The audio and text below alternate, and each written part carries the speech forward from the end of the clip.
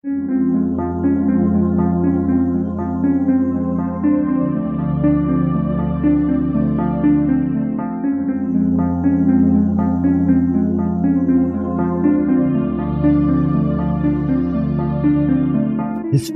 tells the story of the world and of our lives. Sometimes that history goes bump in the night.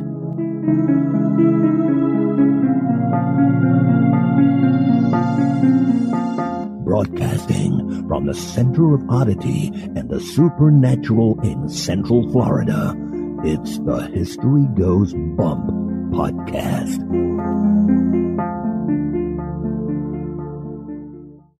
Hello, you spectacular people. Welcome to this 514th episode of the History Goes Bump podcast, Ghost Tours for the Theater of the Mind. I'm your host, Diane. And this is Kelly. Kelly, on this episode, we're going across the pond, and we're going to hit a variety of locations that all have the same name. This topic was suggested by our listener, Allie Pittaway, and this was quite a while ago. She had said that she worked at one of these White Hart Hotels, and would we do that one? And I looked at it, and I'm like, well, there's not a lot of information on it. But I didn't really realize that there were a whole lot of these, and I went through our emails of suggestions that we've gotten over the years, and I'm like, I am finally just going to get these all on the calendar so I can clean out the emails and get everything current. And so I found this one again, and when I put in White Hart Hotels Haunted, a whole bunch of them came up, and I went, what in the world? Excellent. And then I realized there were dozens and dozens of hotels that have this name, and a lot of them are haunted, so that is what this episode is going to be about.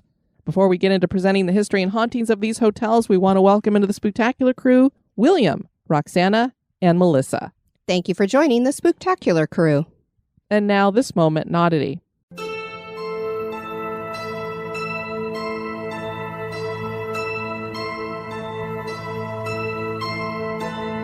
The moment in Oddity was suggested by Jared Rang. Back in 1942, there was a secret government project taking place in Carlsbad, New Mexico. The United States was preparing for World War II. The government proposed a particularly unusual idea for bomb delivery on Japan. The method considered was bat bombs. No, I didn't say bath bombs. I said bat bombs.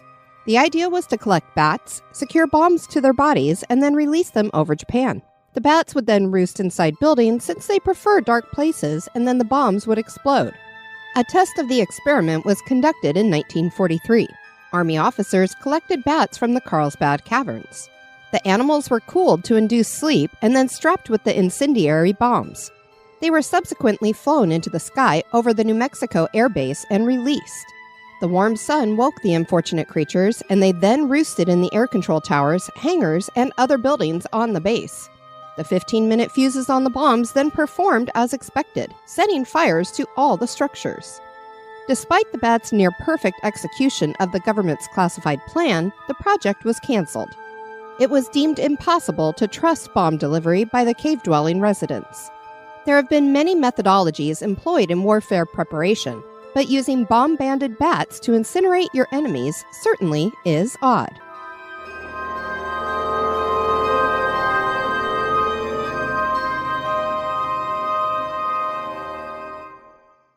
This history podcast is haunted. And now, this month in history.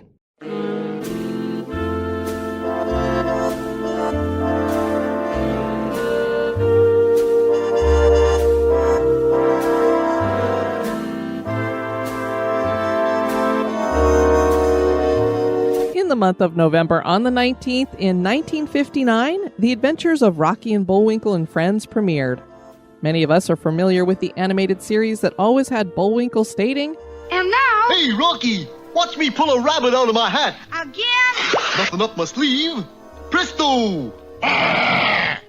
The American television series ran from 1959 to 1964 and featured Bullwinkle the Moose and Rocky the Squirrel as its main characters.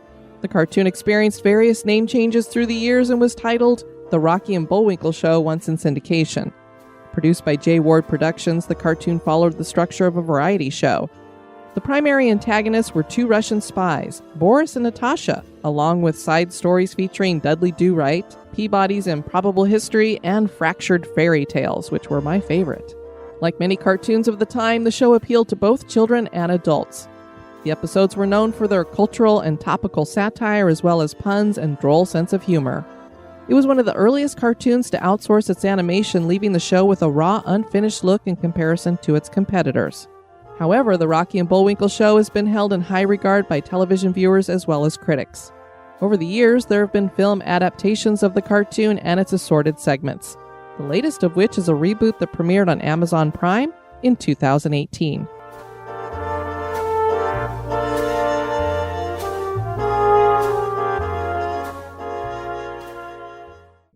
The White Hart Stag was once the personal badge of the king, and businesses and people would display it to show their allegiance. Today, there are still dozens of inns in the United Kingdom that bear the name White Hart. Each of them is unique, but all are very historic, having stood for over hundreds of years. Many of them are reputedly haunted. Join us as we venture around the United Kingdom and explore the history and hauntings of the White Hart Hotels.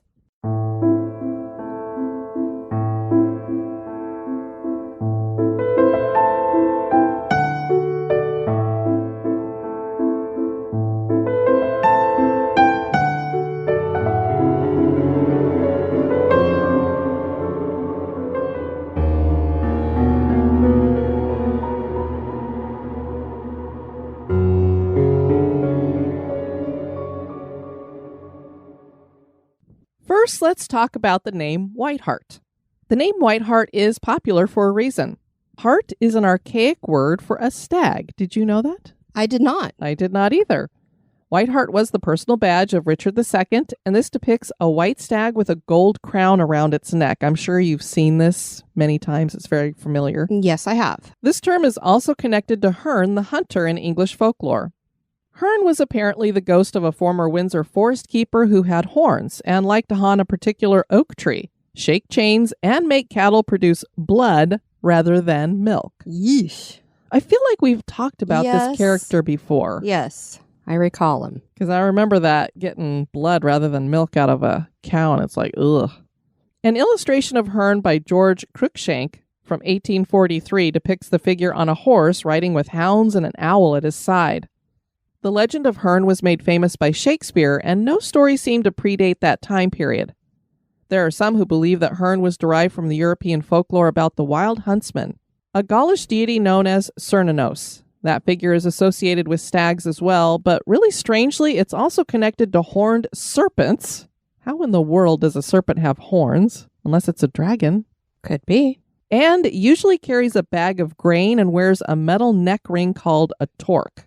We lost count of the number of inns with the name White Hart in the United Kingdom because there are so many. The oldest being the one in Whitley, Surrey, that is Elizabethan in style and stands on the site of an Anglo-Saxon inn and probably was a royal hunting lodge at one time. So that one has the oldest license.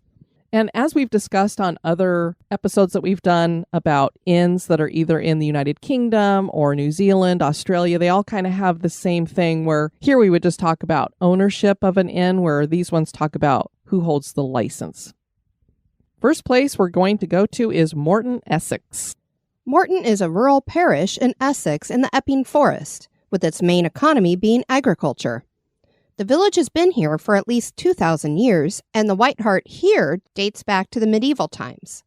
The oldest parts of the building have been dated to 1460, but no one is sure who built it or owned it early on. The first recorded landlord was named Henry Pinder. He owned the license in 1649. Another license holder was blacksmith William Payne. In 1914, the license holder was Sidney Skeppelhorn, and his family held it for most of the 20th century. Like most pubs, this one was open for 20 hours out of every day and was quite dark inside because of frosted windows and dark interior wood with a mustard yellow ceiling. Yeah, it's not a pretty color, Kelly, but there's a reason why. Well, it made sense because smoke from cigarettes, pipes, and the fire would have yellowed the ceiling anyway. I'd cleaned a couple of houses in my time for smokers, and I had one client who actually paid me to clean all of his walls because he stopped smoking. Take the picture frames down and they're still all look like they're on the wall. I mean, it was disgusting. And then I had another client that actually stopped smoking because I would clean the front of her television. This is back when we didn't have the flat screens. These were just the regular tube ones. And I would take a white cloth and put it over that screen, and I would show it to her, and I said, "This is your lungs." She stopped smoking. Wow.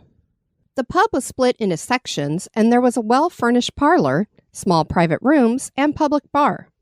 The bar itself had privacy doors, and the customers would open a slot on the door to make their order. This reminds me of Peaky Blinders. Yeah, a little bit. In 1991, it was reported that a man saw the silhouette of a young woman wearing a long dress, and this was through the window of the kitchen door. He thought this was his wife, and so he opened the door, and the figure disappeared. The man was startled, and he ran up to his room where he found his wife sleeping. Oh my. This wasn't the only time the female apparition was seen, and people believe that she was a woman who died in the building from an accident in the 1920s. That is when the ghost first started to be reported. Now we're going to head to Exeter, Devon. Exeter is what we would call in America the county seat of Devon. Devon is full of historic pubs, and one of these is the White Hart Hotel. This just happens to be the most haunted pub in Devon. Exeter was once a religious center during the Middle Ages. During the 11th century, the Exeter Cathedral was built. But even before that, this was a Roman town. So this city dates back to 55 AD. The White Hart in Exeter is located at 66 South Street and is part of Marston's Inns. This is close to the city center. Today, it offers 55 ensuite rooms for rent and an ale house with selections from Marston's 5 breweries. The White Hart here dates back to the 1400s, but its backstory is murky. Some historians believe this was a resting place for monks that eventually became a coaching inn. It was thought to be the home of William Wynyard between 1418 to 1442. He built the Wynyard's Hospital and Chapel. The home became the Blue Boar Inn, and then the White Hart Inn that had a stable where horses and carriages could be kept. In the 1970s, an extended part of the building was added. The most well-known haunting here is a female spirit that wears a long black cape and wanders the courtyard. The face of a small boy has been seen in the bar. What's he doing in the bar? The most bizarre legend is about a basilisk, or a cockatrice, which is described as being half rooster and half lizard that lurks in a well. Basilisks are those Jesus lizards that run on top of water. Oh, really? Yep. Oh, I had no idea. Okay, well, it makes sense that this would be in a well then. I've actually handled them. Oh, okay. Did any of them look like a half rooster, half lizard? No, but they do have a crest. That's true. The males have a big crest. Maybe that's why they kind of describe them that way, which makes me wonder if there wasn't really something to this. But anyway, stories claim that the creature killed 2 workmen by breathing on them, and another man was almost killed. This took place in 1649 when a man named Roger Creek owned the inn.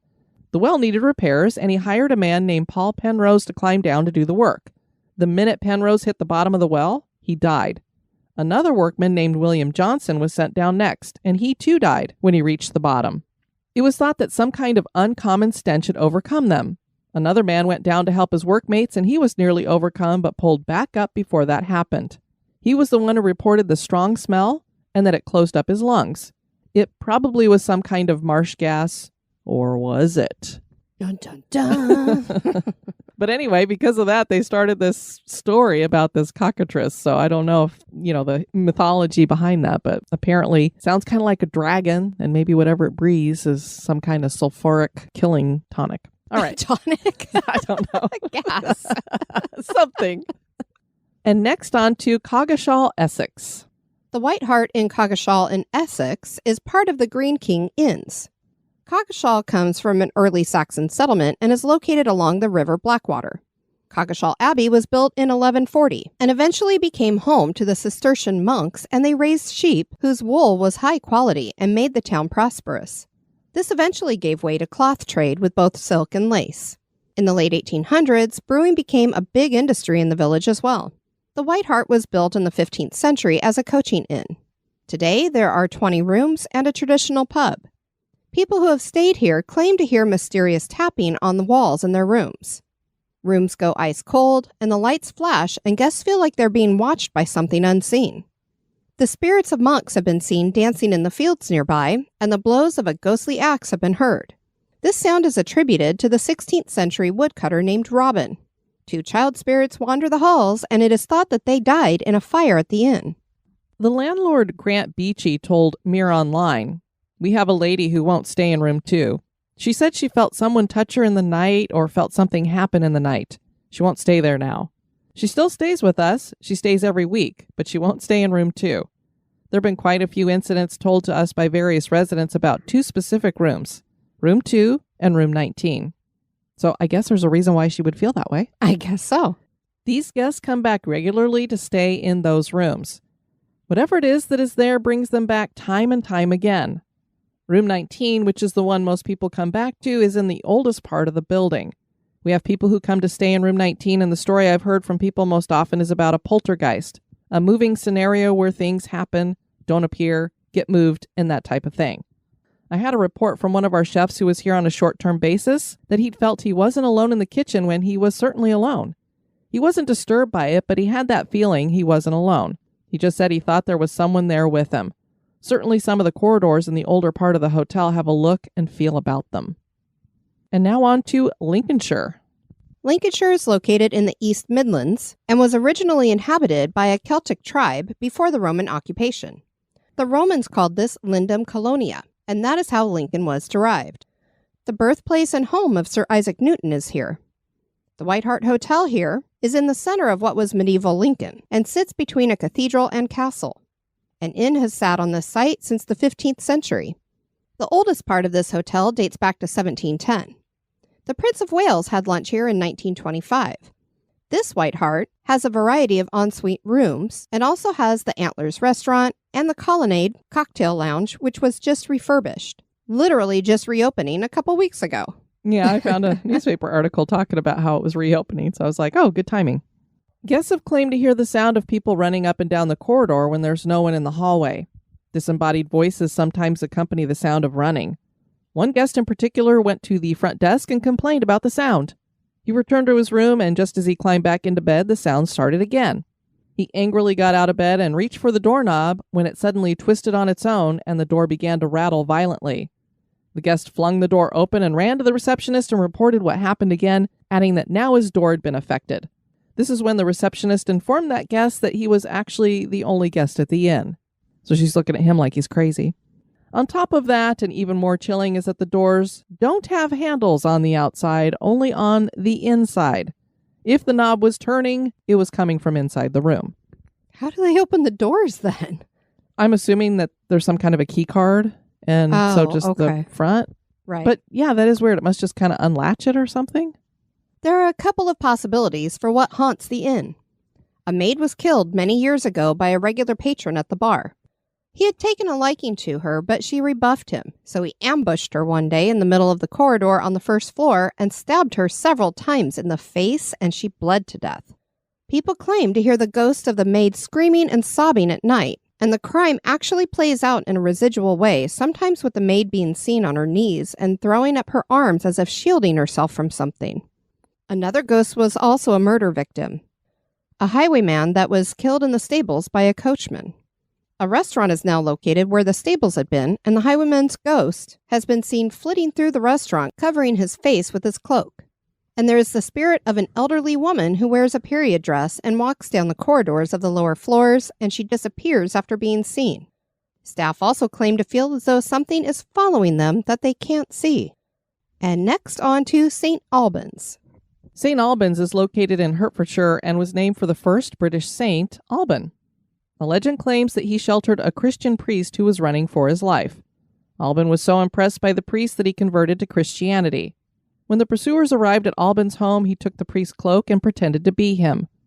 These men took him away and tortured him, trying to get him to renounce his faith, and he refused. He was eventually executed, and his head is said to have rolled down a hill, and where it settled, a well sprang up. The town of St. Albans dates back to the Iron Age. The Romans invaded in 43 A.D. Battles from the War of the Roses occurred nearby. St. Albans became a site of Christian pilgrimage, a market town, and a first coaching stop on the route to London. This made it a good spot for inns, and the White Hart here was built in 1470. Most early visitors were coming to the Abbey, but eventually it became a general coaching inn. Oak paneling was added in the 1600s and remains today. St. Albans is said to be a pretty haunted town in general, with stories of monks haunting the nearby abbey and child spirits running through the marketplace. One of the ghost stories connected to the inn dates to 1820. Apparently, a woman bought the cheap seats on the top of a coach and somehow broke her neck on the entrance gate. Yikes. I'm trying I'm trying to figure out the seats must have been higher than the coachman because wouldn't he be looking out for his own head? One would imagine. And then yell duck to everybody else. I mean, I don't know. People have seen her spirit in period clothing near the entrance. This story actually inspired Charles Dickens to share it in the Pickwick Papers. The bar is haunted by the spirit of a monk from the abbey who comes in and pours himself a beer. I didn't know that monks drank, but maybe in the afterlife you can. A 12-year-old girl died in a fire at the inn in 1832, and her spirit hangs out near the back stairs. She even appeared in a local shop and asked about her parents, John and Margaret. When the local records were checked, it was discovered that the young daughter of the publicans had died in a fire. Yeah, so you gotta love it when all that stuff checks out together. Absolutely. It's like she really was a real person, and those people really did work at the inn. And now a little break for a word about one of our sponsors.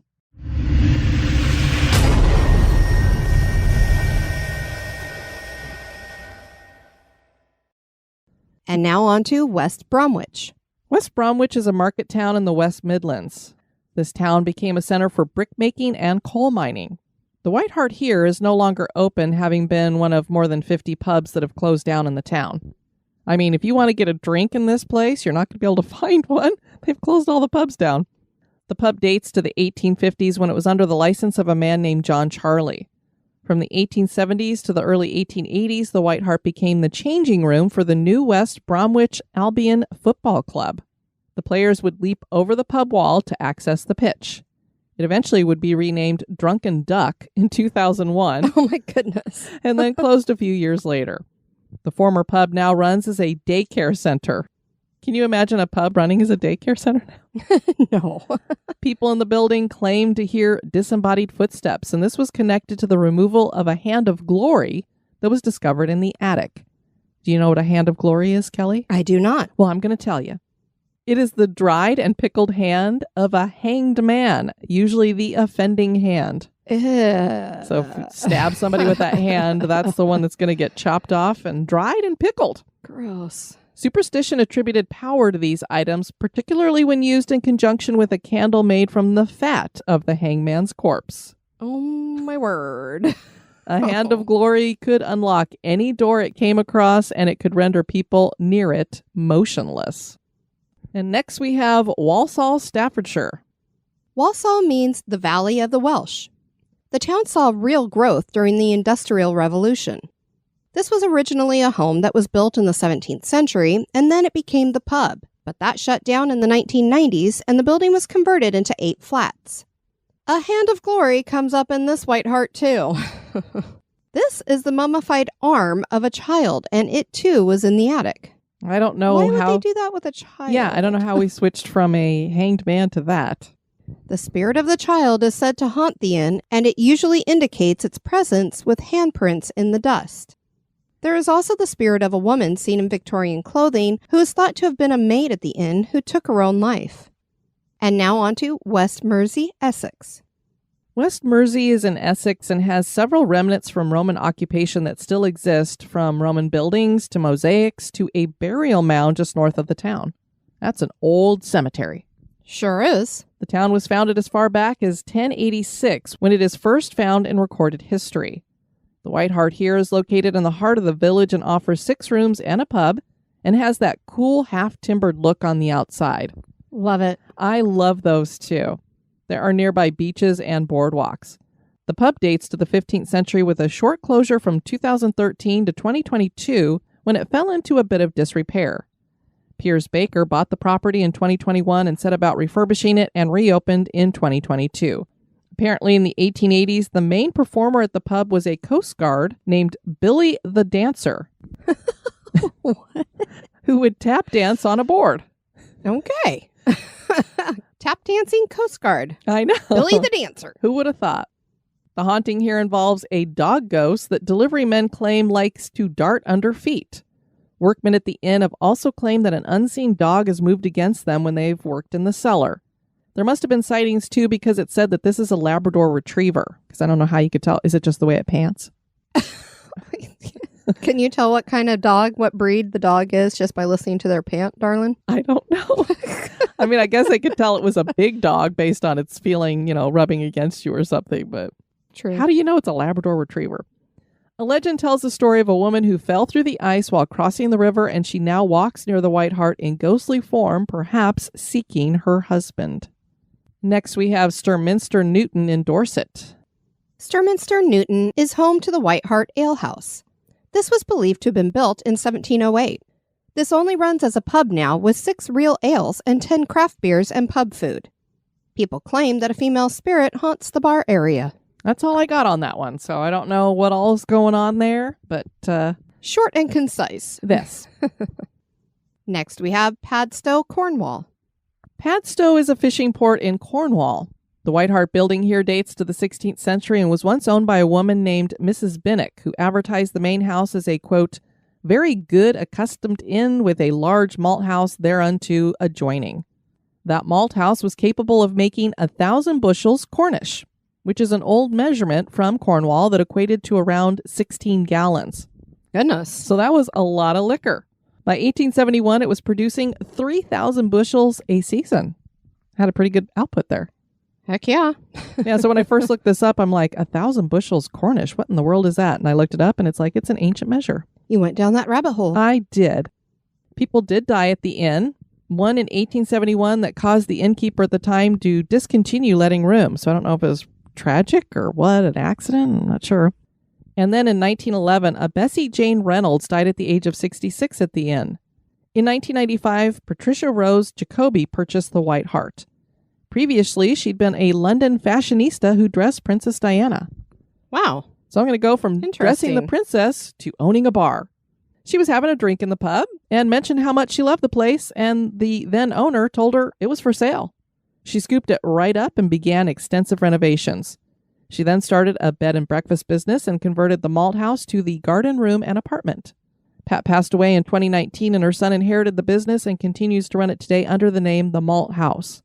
A legend claims that a priest named Wilfred died here and now haunts the place with disembodied footsteps that walk up and down the stairs. And there is a loud rasping sound that comes from one of the rooms. Next, we have Manningtree in Essex. Manningtree claims to be the smallest town in England and has a name that probably means many trees. The wool trade was strong here in the 15th century, and the shipping trade became more prominent in the 18th century. But probably what this little town is most known for is being the center of the work of the witchfinder general, Matthew Hopkins. Hopkins claimed that he heard several townswomen talking with each other about meeting the devil. He took his accusations to the authorities in 1644, and those women were executed as witches. That witchfinder general designation was self-appointed. Parliament never recognized Hopkins as that. Despite not having government backing, Hopkins and his buddy John Stern sent more people to hang for being witches than any of the other English witch hunters in the previous 160 years. They were very, quote-unquote, successful with what they did. Mm-hmm. Somehow, this man was described as the celebrated witchfinder even into the early 1800s. Based on our research, it seems that Hopkins was in this business for the money. Shocker. So basically what he would do is he and his buddy would go into towns and say, hey, you've got witches here probably. You pay us. It was like 4,000 pounds, I think is what it equated to in today's dollars. You pay us that amount and we'll go ahead and get these witches taken care of here. What a jerk. Yeah.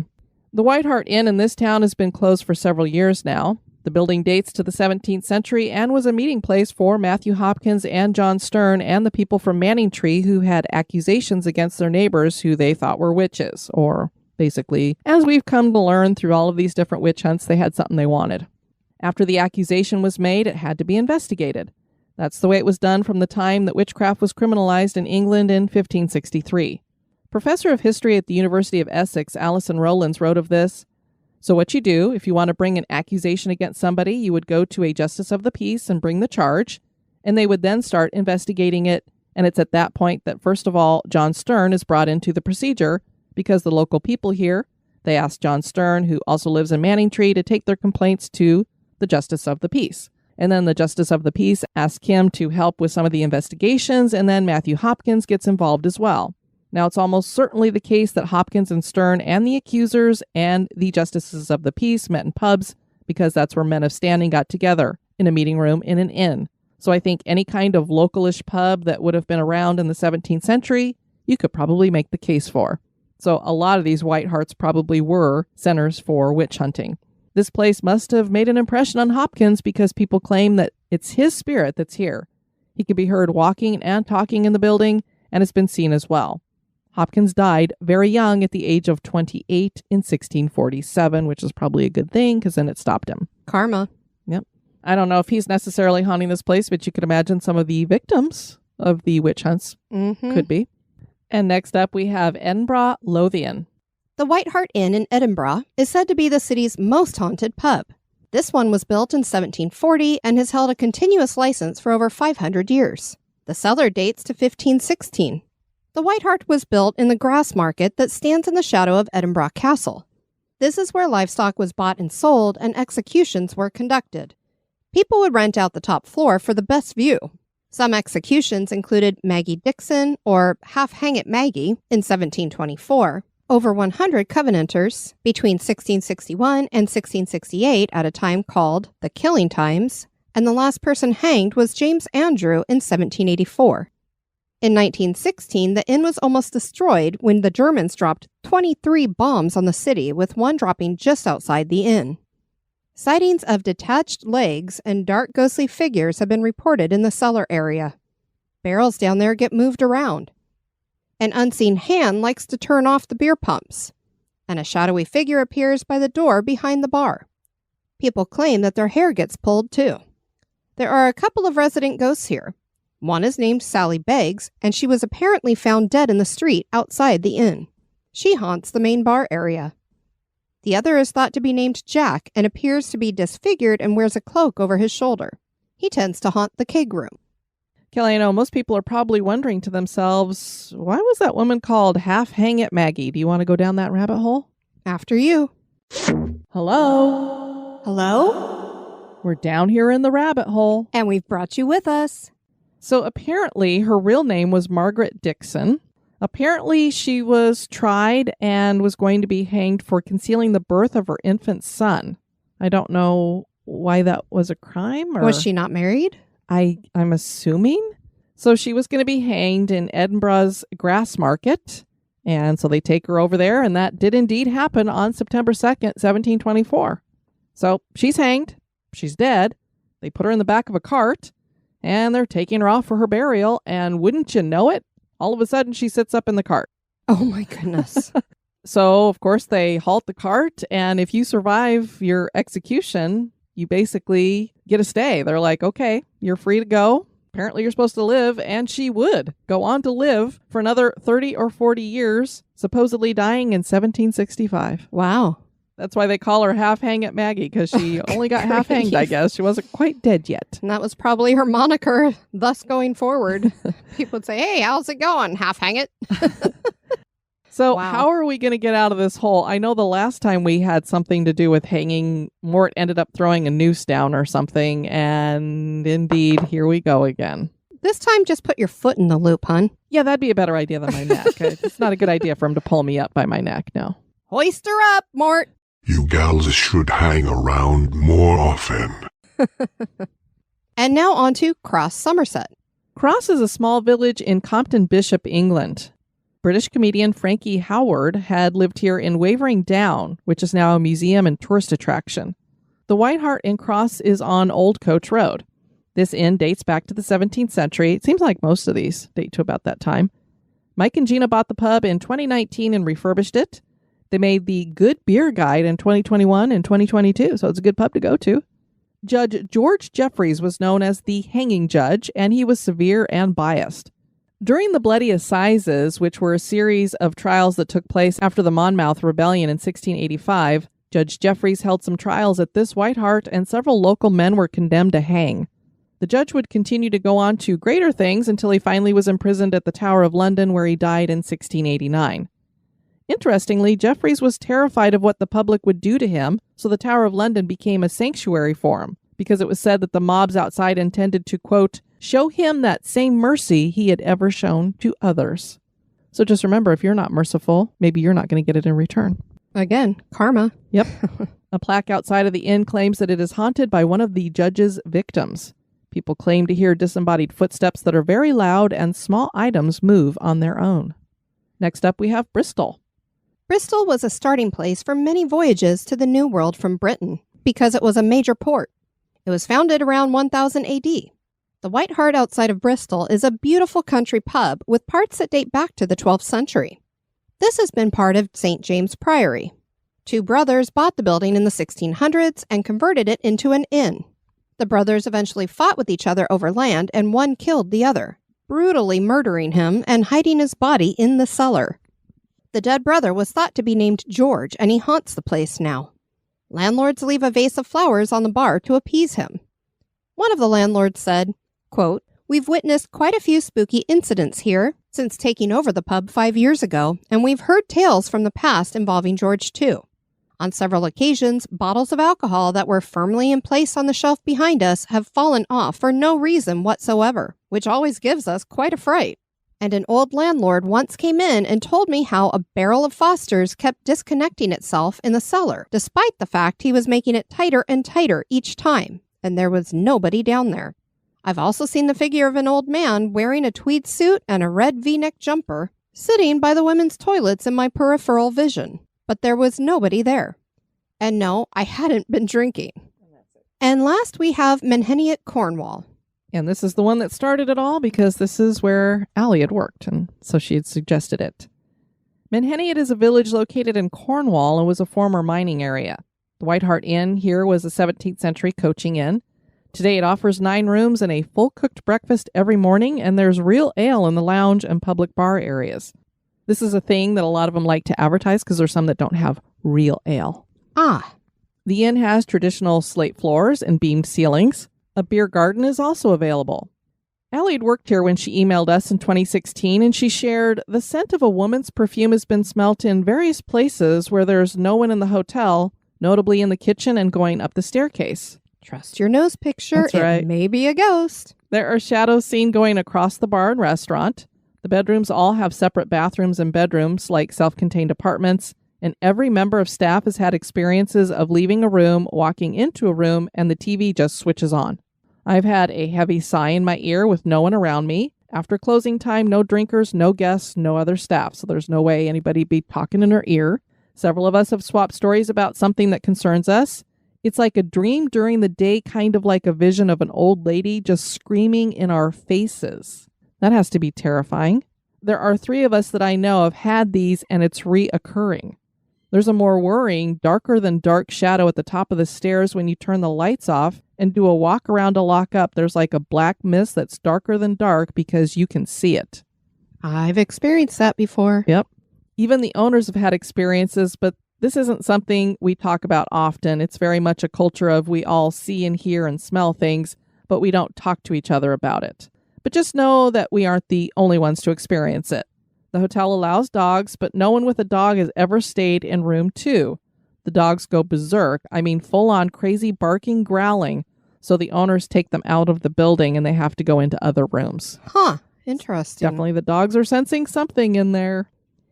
Clearly, these White Hart Inns are located in some beautiful and interesting towns. Nearly all sound like great places to get a brew and some pub food, and possibly experience some unexplained activity.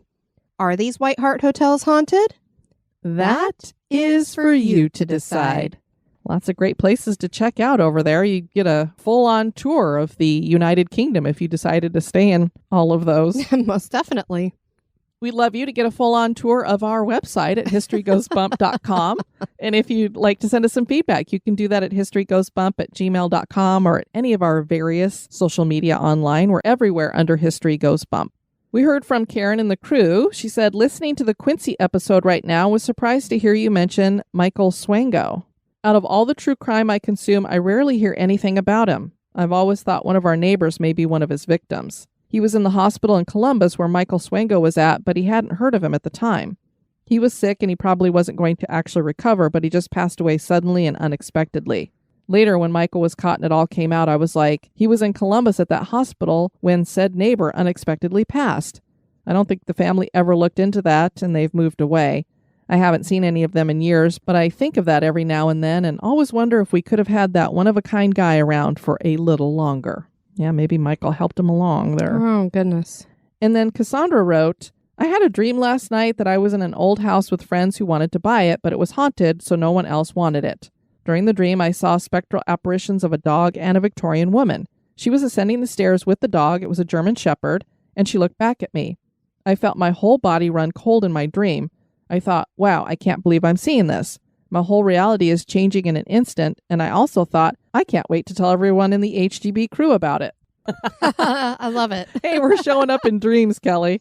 I woke up and actually was really disoriented because of how vivid the dream was. My body felt the same way it did in the dream. What do you guys think that's about? Also, it's so funny. In the dream, I thought of all of you. I think love that's great that. that she did.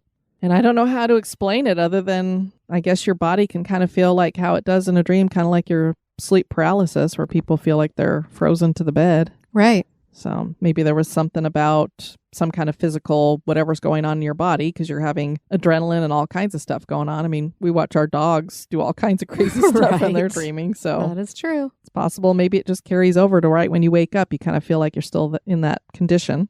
And then Mindy and her family had visited the Crescent Hotel and she'd posted about it in the crew. And Kathy commented underneath it, a friend of mine went through one time and swore she heard a cat meow when it was very quiet. She went up to the front desk and asked about the cat. He said, yes, that there is a ghost cat, and sometimes it will even rub up against your leg. Aw. And Margaret wrote us and said, hello, Diane and Kelly. As you might remember, I'm a high school teacher at Lake Braddock Secondary School in Burke, Virginia. I had the same students in my advisory class for the last 3 years. They graduate this year, sniff.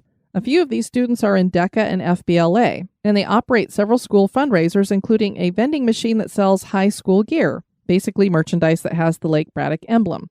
Well, one of the students told me he had to work on the spirit box, and you probably know where my mind went when I heard that, LOL. I literally said, what, you operate a spirit box?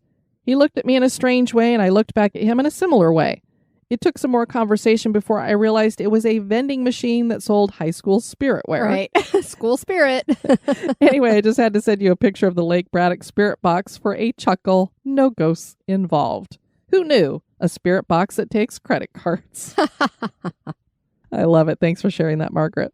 We want to thank you guys for joining us on this episode. I've been your host, Diane. And this has been Kelly. You take care now. Bye-bye. Bye-bye. This episode is brought to you by our executive producers. Dispatches from the Grave Digger. We want to thank Cheryl McReynolds for raising your support. We're going to be moving you into a mausoleum. And we want to welcome into the cemetery Melissa Verbal. We're going to be burying you in a niche wall. Thank you so much for supporting History Goes Bump. Thanks for tuning in, Spookies.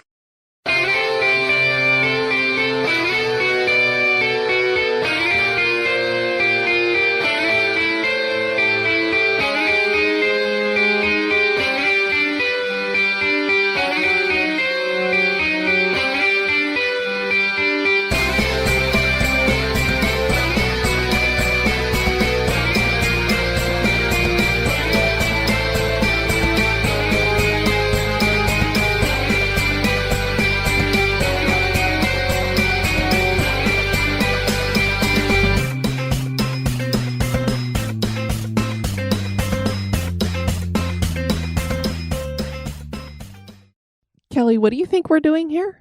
I keep reading White Hart Hotels. I mean, I don't think you want to shart into anything that's white, for sure. Like that video of the little boy that goes, he goes, I sharted at the dinner table. And mom and dad start filming him. They go, well, what do you mean you sharted? What's a shart? He goes, it's like a root or toot, but then it goes splat.